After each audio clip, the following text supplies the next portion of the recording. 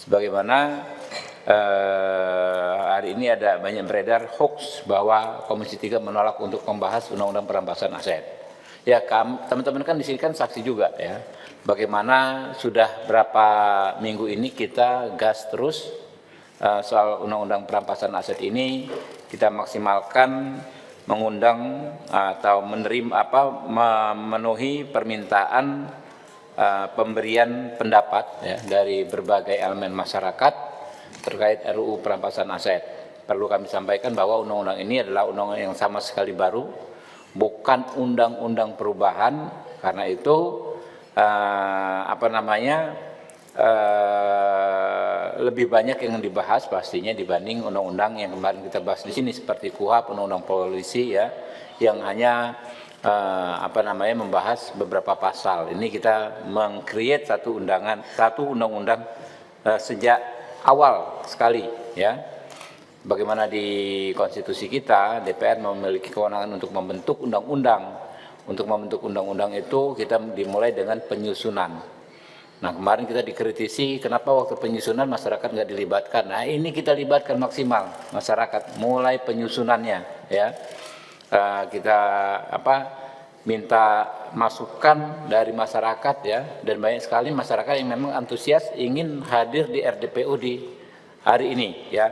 Saya sampaikan ini sejauh ini yang sudah kita dengar ya, masukan dari masyarakat. Yang pertama dari Kepala Badan Keahlian DPR RI 15 Januari, kemudian dari pakar hukum Kurnia Ramadana, dari Prof. Dr. Hipnu Nugroho, Dr.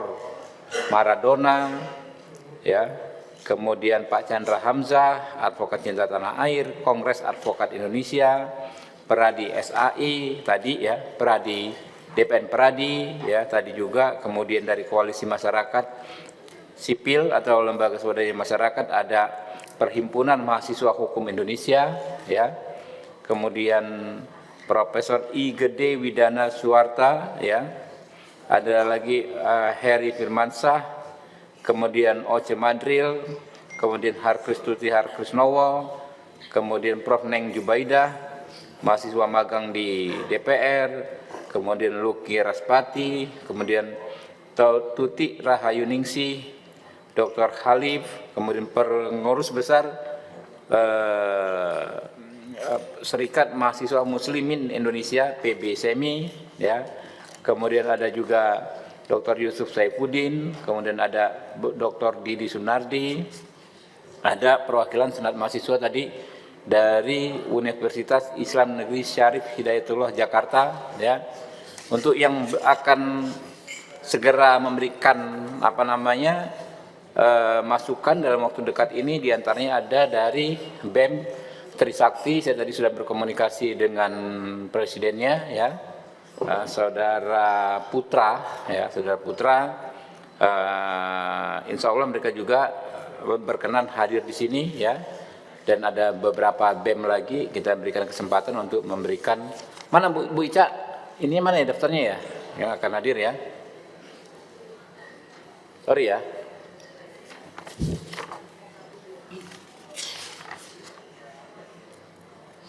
Ya, ada yang ada Ahmad Novindri Aji Sukma ya, ini pelajar atau mahasiswa postgraduate PhD di University of Cambridge Inggris, karena kita ingin melihat perbandingan dengan di negara-negara lain. Ada Profesor Dr. Dadang Heri Saputra, Rektor Universitas Banten Jaya atau di Serang. Ada Profesor Faisal Santiago, akademisi Universitas Borobudur. Ada kemudian M. Sadilillah, mahasiswa postgraduate di King's College London, United Kingdom ya.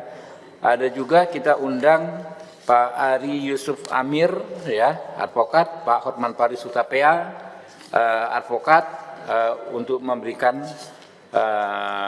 pandangannya terkait undang-undang perampasan aset ini. Jadi kita ini gaspol terus Pak. Ini sementara belum ada kita agendakan RDPU undang-undang lain ya, selain perampasan aset ini, karena memang kita prioritas. Jadi undang-undang advokat walaupun ada dari Mahkamah Konstitusi memerintahkan kita membentuk dalam 2 tahun ya, kita belum bisa agendakan. Ada undang-undang apalagi yang di sini narkoba ya, belum ya. Ketiga, psikotropika. Ya, psikotropika ya, kita full di perampasan aset ini. Mungkin itu teman-teman, dan ya ada yang disampaikan teman-teman, Pak Adan? Ada? Cukup?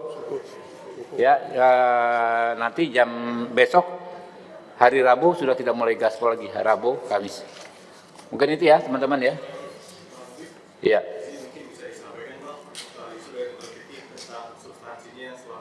Ya, jadi substansi. Nah, soal substansi teman-teman, pertama debatnya ya, perdebatannya adalah soal bagaimana menyeimbangkan antara kepentingan aset recovery untuk kerugian keuangan negara dengan agar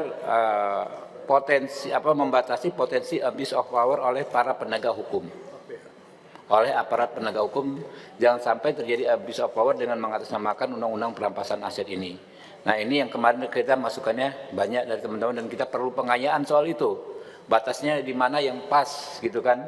Pasti kita berkomitmen agar sebanyak mungkin